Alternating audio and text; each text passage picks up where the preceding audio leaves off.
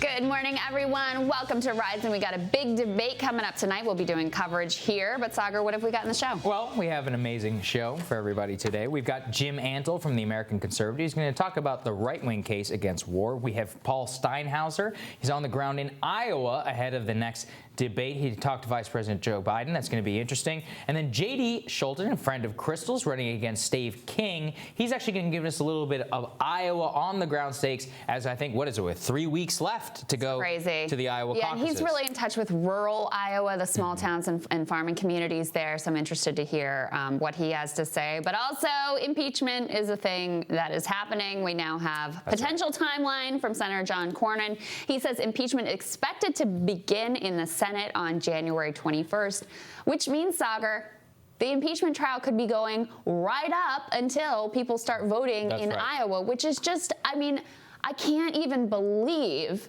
that this isn't like a big deal to people. This is a massive blunder. And this is such a disaster. I mean, you have January 21st, 2 weeks out from January 1st. I mean, January 21st, Iowa caucuses are what, February 3rd? February 3rd. So this is a total disaster for the Sanders, Warren, Klobuchar, and these other campaigns. And the reason why is we're talking about 6 days a week. We've been told a minimum of 2 weeks. It could go longer. They could be sitting here in Washington 6 days a week until 6:30 p.m. By the way, if you think they're going to at least get some sound bites out of this, nope. They're not allowed to sit. They have to sit, and they cannot speak during the entire trial. So then you have to hope that you can be able to get on an evening flight and go do one rally a day in Iowa. Maybe. I mean, first of all, the logistics of this are a nightmare. Second, from a media perspective, what is the reason that Andrew Yang is not in this debate? It was because of the focus on impeachment. It's because media organizations decided to poll about impeachment rather than the Democratic primary. That's exactly what's going to happen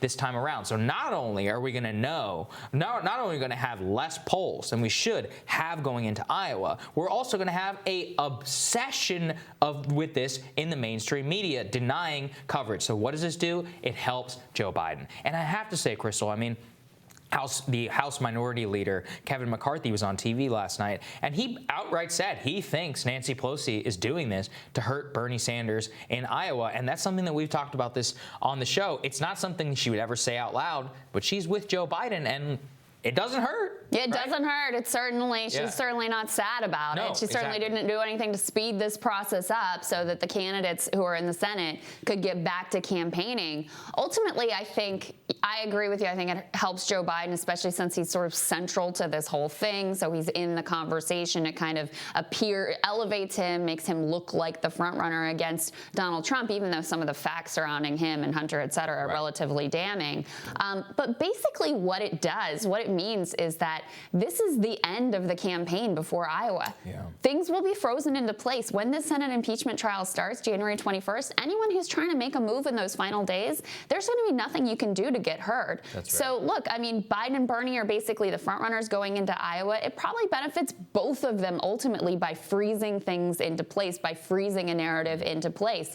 It means this debate tonight is even more critical. This will really be almost the last time that voters are focused just on the primary before media goes wall to wall on this impeachment trial starting on January 21st. That's exactly right. I mean, the stakes could not be higher for Bernie Sanders going into tonight. He has a dual thing that he has to do. We're going to talk about this later in the show. He has to both rebut Elizabeth Warren's, dubious claims against him, and he has to elevate himself. He has to seize upon that energy that he had going in from the weekend, calling out Joe Biden for his record on the Iraq war and on trade. The question is he actually going to be able to look? This is a very tough space for him to be in, right? An elite media which is obsessed with tearing him down. Joe Biden, who, I mean, Bernie is uncomfortable pressing pressing and really going after your opponent, and now he has two people that he has to take down, and I'm really suspect that he's going to be able to do it. I think Elizabeth Warren may have made a massive strategic blunder here, putting the emotion and just the nastiness of leaking the contents of a private conversation and lying about it to CNN. I mean, it's just like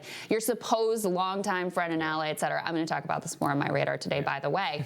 But by creating this scorched earth terrain, I really think it sets Bernie loose to do whatever he wants to do. The tricky thing for him is, like you said, he's got a battle on two fronts. His team doesn't see Warren as that particular particularly a serious threat at this point. No, the real action is with Joe Biden. At the same time, you have to appear strong, and you have to really come out swinging to make it completely clear that this is a pack of lies and BS. So you have to handle that, but you also have to be ready to make a move and make some news around going after Joe Biden. So yeah, he's got his hands full tonight for sure. Very hard thing for him to do tonight. We'll see if he'll step up.